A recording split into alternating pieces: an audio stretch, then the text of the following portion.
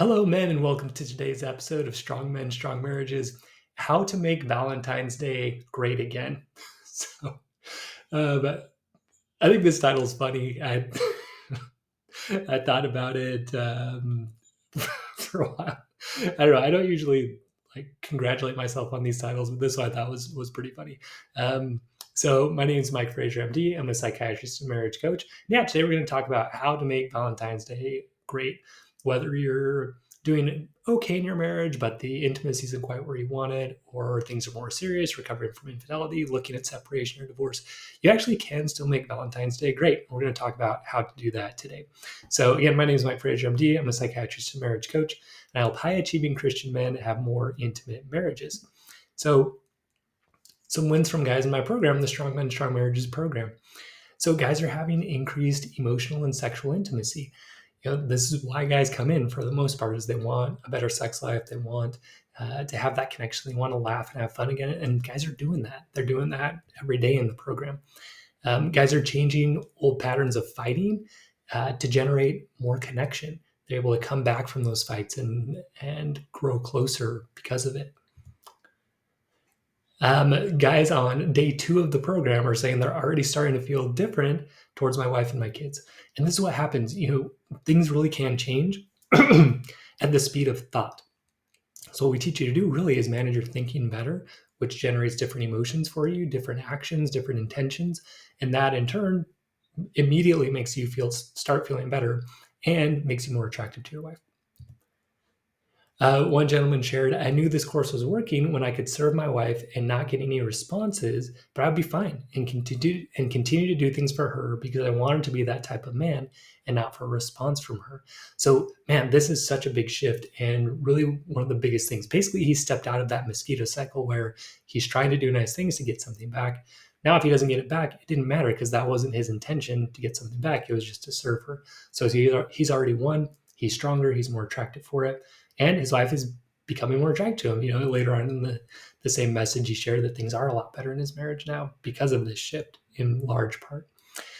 For me, a big win this week is I was able to play sports with my oldest son, play soccer without getting upset, really just making it about fun instead of getting super competitive and making it about me, which had been a big issue. If you follow this podcast for a while, you've heard me talk about this a lot of times. And so this was a big breakthrough for me, a big win.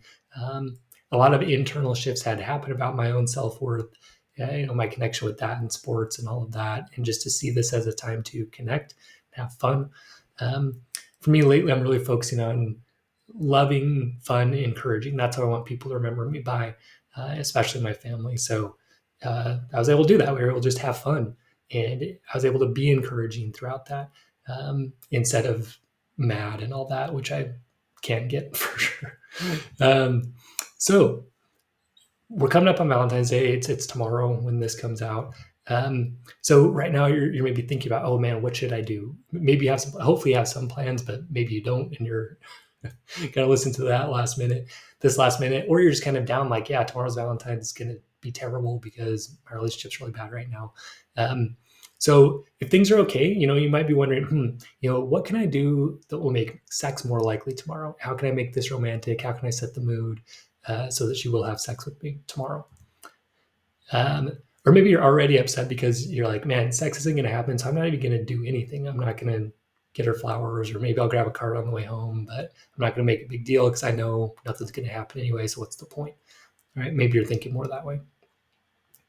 With infidelity, maybe you're trying to make up for yours. You're like, okay, maybe if I do something big today, she'll forgive me and we can kind of move forward. Or if she's being unfaithful, maybe you're like, man, screw her. Like, I'm not doing anything nice for her today. With separation or divorce, maybe you're thinking, man, maybe I can really use this day to make a big impression, do something big and grand, and that'll maybe win her back. So, these are all things you might be thinking about. And maybe you already have plans to do some of this stuff. So the problem, or why these are not going to work, why they're not going to make Valentine's Day great again, is that most of these are manipulative. So they're designed to get a specific outcome from your wife. And that's really the thinking behind all of them is, what can I do that will kind of manufacture this reaction from my wife? So whether that's having sex, whether that's her forgiving you, whether that's having her stop her affair, whether that's making her feel bad for her affair, Maybe that's trying to change her mind about separation or divorce. It's all designed, the intention, and we look a lot about at that in the program. The intention is to get her to do something different, to change her mind, right?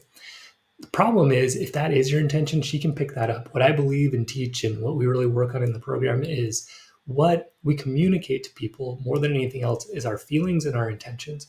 So if our intentions are to manipulate our wife into something, she's going to tell. Okay, she can pick that up, she can sense it, and it backfires, right? It's unattractive because she knows you're trying to manipulate her. And so Valentine's Day will be a flop, right? It won't turn out how you want it. And really, it's the mosquito cycle coming up here again. So what is that? You do nice things for your wife, and Valentine's Day is a good day to do nice things for her. It's also a big day for the mosquito-minded man to go big and try to do something to get attention, appreciation, affection, sex, forgiveness from his wife. But then what usually happens is you get frustrated when you don't get that back from her. And then you end up exploding or escaping later. You get mad at her. You're like, man, I did all this for you. You didn't even give me a card. I did all this for you. You still didn't have sex with me. I did all this for you. I tried to say sorry. You still didn't forgive me. And you get mad or you escape into pornography, affairs, other women, work, alcohol, working out. You just try to escape those emotions of frustration. Then you feel bad after, and then you start doing nice things for her again. Well, her birthday's coming up, or Mother's Day's coming up. Let me make a big deal out of that. And you have the same cycle repeated again. So the other thing too, being vengeful or silent is also not going to work. So if you're like, yeah, I'm going to send her a letter about how I can't stand her because of her affair, or I'm really mad at her because she never has sex with me, even though I do everything for her. Or just kind of stepping away and be like, I'm just not going to do anything. I'm going to make her miss me. That's something I hear sometimes from guys. The thing is, your wife, she doesn't want an angry person. She doesn't want an absentee person. My guess is, and this is really what it comes down to, my guess is this isn't really the kind of man you want to be either. You don't want to be a guy who takes things out on his wife, who just cuts her off and is silent. You don't want to demonstrate that for the kids. You don't want to be that kind of guy. Okay. So here's what to do instead. Here's how to make Valentine's Day great again. So think to yourself, what's the point of Valentine's Day, really? I'm sure you'll hear different answers to that. But for me, it's about showing love for people that are important in your life. That's what it's about. Okay. Now, mainly when we think about Valentine's Day, it's that celebration of eros or erotic or romantic love. So the Greeks have several words for love, and we're going to cover those in a minute. Yeah, erotic love is kind of what we think of. The romantic sexual attraction love is kind of what Valentine's Day is traditionally about. Okay. So look, it can be disappointing if you're not in a place to have that kind of romantic, erotic, sexual love. It can be, and I get it, and it makes sense. This can definitely be a day that's a reminder of what you don't have if you let it be that for yourself. So we'll start off with, if you're in an okay place, right, in your marriage, meaning, yeah, maybe sex isn't there very often or whatever, you can still choose to show this kind of erotic, romantic, sexual love towards your wife, right? So how do you do that? You introduce romance. What's romance? Romance is excitement and mystery related to love. So do something new, do something unexpected for tomorrow. You can just search up something like unique Valentine's Day ideas or surprise Valentine's Day ideas or most memorable Valentine's Day ideas. You'll pull up lots of ideas, and you can even put in your area what's something we could do today. So even just if you're going to do dinner, change the location. Have a picnic instead. Eat out of the back of your car instead. Some of the dates that I remember most were just different, right? Going dancing someplace, walking through a museum. One of the favorite dates my wife and I had was putting little googly eyes on things called eye bombing.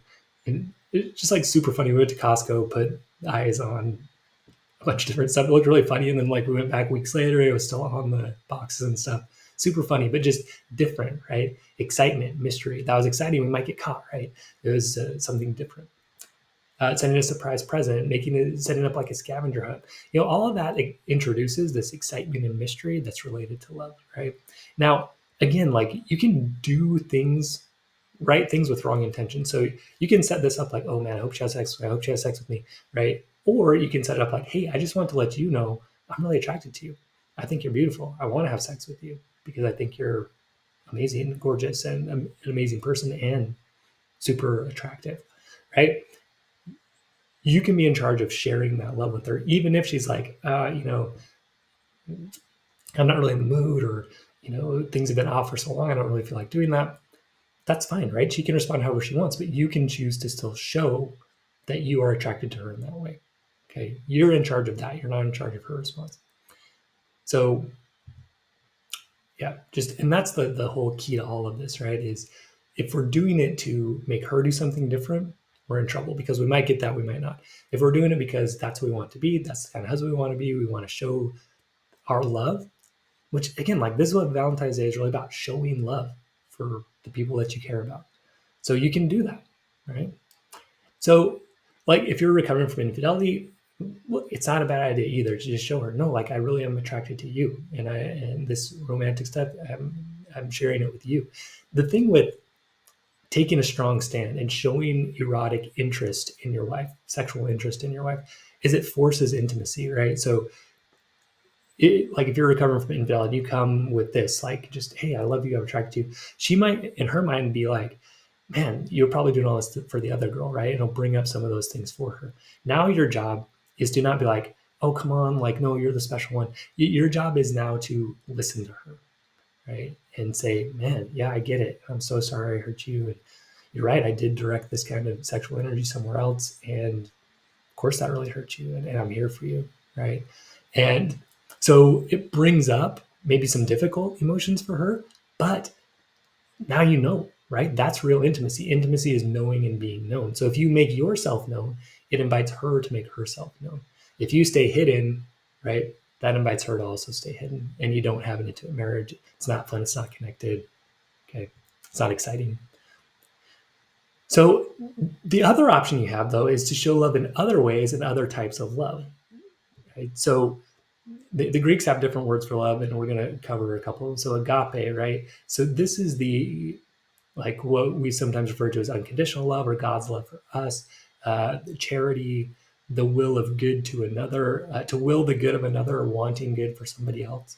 Um, so that's definitely a love you can celebrate towards your wife, towards your kids, towards a guy on the street, go visit some homeless people and bring them a lunch, right? You can make Valentine's Day great by sharing that kind of love with everybody. Give compliments to random people. That's something that's been fun for me to do and our family to do. Is just like when you go through the drive-through, just tell someone, man, you got a beautiful smile, right? Just see what happens. Sharing that love is great. It feels good to share it. People are surprised by that. They love it. And that's a great way to make Valentine's Day great. Philia is affection, unity, friendship, companionship. So, with your wife, you can show that by just being there with her, by doing something that's fun together, watching a funny show, sending a funny text, or just like saying, hey, like I'm here with you, just sitting with her. Okay. But you can also share this with your friends. Like just say, hey, man, happy Valentine's Day. Just wanted to let you know I appreciate you as a friend. And I love that you're with me in life, coworkers, people like that. That can make Valentine's Day great. We're sharing that love. We're making ourselves known with people. Okay. The other one is Felucia. Not sure I'm pronouncing that right, but it's the love for self. Okay. So, the two great commandments are love God and love yourself. So agape too can be, let me connect with God today. Let me feel his love for me today on Valentine's Day. Let me share how much I love and appreciate God. Let me write down the things I'm grateful for to God. Let me read some scriptures that remind me of what he's done. Let me think back on what God's done for me, right? All of that will help you generate agape, love for God, and love for yourself too. Just like thinking back on your gains, man, how far have I come? What have I learned? Where am I now? What have I accomplished? So one of the things I'm doing for myself is, loving, fun, encouraging. Those are my mantras right now. So I want to be more encouraging to myself. It's like, hey man, like you can do it. Look at the things you've done. Look at the guys you're helping. Kind of looking back on some of these testimonials, and I read those at the beginning of the podcast. It helps me, right? Just to remember like why I'm doing this, and just saying, hey, this is making a difference, and encourages me to keep going and sharing and doing these things. So Um, the other thing you can do to show that, Felicia, is just do something nice for yourself today. Okay, go buy yourself a treat you like. Go to lunch. Go to your favorite lunch spot. Play a sport. You know, get back into a hobby that you have been neglecting for a long time. All of that will show that self love and can make Valentine's Day a great day. So the way you make Valentine's Day great again is by choosing to share love and partake in love. That's it. All right. So this is empowerment, saying, hey, I'm going to make Valentine's Day great. I'm going to show love in all these ways. Arrows, I'm going to show romantic love. Whether she reciprocates or not, doesn't matter. Like I am attracted to her in that way, and I want her to know that. Um, just so happens, right, when you do all this, it's more likely that she will reciprocate, right? You invite her to reciprocate. You make it special, you make it fun, you bring that erotic energy. Just so happens that's a lot more likely if things are okay, right? Or even if they're not, for you to, generate a sexual attraction from her because you're showing that to her. It's not guaranteed, but it's the most likely way, right? Or like I'm going to share with my friends, I care about them. Why? Because I just want to share that. Just so happens, probably what's going to happen is you're going to get that back. If you tell a stranger, hey, like, great smile, more than likely they're going to get a thank you back and maybe a compliment back. Not that you're asking for it, it's just what kind of happens naturally, right? So it's empowering, taking empowerment versus the mosquito where you're doing it, trying to manipulate, and then you're upset when you didn't get the response you wanted, or waiting, oh, I hope somebody calls me today, right? Where, you know, that won't make Valentine's Day great if you're just like waiting for your wife to do something for you. Make it great by deciding, I'm going to make this day a day that I'm going to share love with the people that I care about. God, my wife, my kids, my friends, my family, random people on the street. This is a day I'm going to go out and share love, period. So you can show Eros love by introducing romance, excitement, mystery, sexual attraction, doing those things. Choose to show agape by loving God, loving yourself, thinking of the things God's done for you, praying, telling God how much you appreciate what he's done for you, thinking back on those things, on times God's been in your life. Show philia by standing strong with your wife, your friends, your family, connecting with those friends, let them know you care about them, thanking them for their friendship. Agape too, right? By just with everybody around you, just, hey, I'm going to make today a day. I really compliment people around me. I'm going to go serve homeless people, or I'm going to, whatever. You're just going to reach out and tell people that you care. Then show Felicia by choosing to do something kind for yourself. Maybe forgive yourself tomorrow. Maybe just go do something fun, get yourself a meal you like, that kind of thing. Okay. So what skills do you need to do this? You need all of this, like Valentine's is about love. And really at the end of the day, that's what we're trying to do in Strong Men, Strong Marriages, learn how to love well. So skills you need relationship skills. You need to know how to build a good relationship with God. In other words, how to feel God's love and share love with God, right? Be in God's love. Like that's the core thing. You need a good relationship with yourself. You need to be able to love yourself, value yourself, encourage yourself, not talk down yourself, not beat yourself up. Okay. You need a good relationship with your wife. You need to love her well. The nice thing about marriage is you get to introduce all of those kinds of love, erotic love, companionship love, agape love, right? All that can be there with your wife. And a good relationship with friends, family, and others, that philia, right? Building those strong relationships. There's also one called storge that's like parent to child, more about that. So you need to know how to build great relationships, and really great relationships, in my mind, are loving relationships. You need communication skills. You need to be able to express love in ways that are effective, right? That people can understand. You need to be able to accept love from others. Sometimes that's hard. That has more to do with the relationship with yourself. You need intimacy skills, right? Which is really, how do I introduce erotic love well? How do I love well in an erotic, romantic, sexual way? That's what intimacy skills are about. How do I bring fun, passion, all of that? So again, really, this is a fun episode for me to do, because I think really what we're doing in Strong Marriages is building our ability to love well. That's what it is. And that's what makes Valentine's Day great again, is loving well, sharing that love, accepting that love from others. That love from God, by the way, it's always available to be able to tap into. Also, according to that Harvard, study of longevity, like the quality of relationships, in other words, your ability to love well and accept love well, is the number one predictor of your long-term health and happiness, period. That's it. Quality of your relationships. So loving well, there's no better investment you can make, period. End of story. Um, if you want a good life, anyway, if you want to live a long and happy and healthy life, it's the quality of your relationships. So nothing better to invest your time and money in improving that. So come learn how to do it. Learn how to love well in strong men, strong marriages. That's what we teach. So come visit strongmen.io or visit the link in the show notes. Click apply to join. We'll get back to you with your best next steps as far as the program that we think will fit you the best. So again, visit strongmen.io. Visit the link in the show notes. And guys, take tomorrow and make Valentine's Day great again. All right. Love you guys. Stay strong. We'll see you next episode.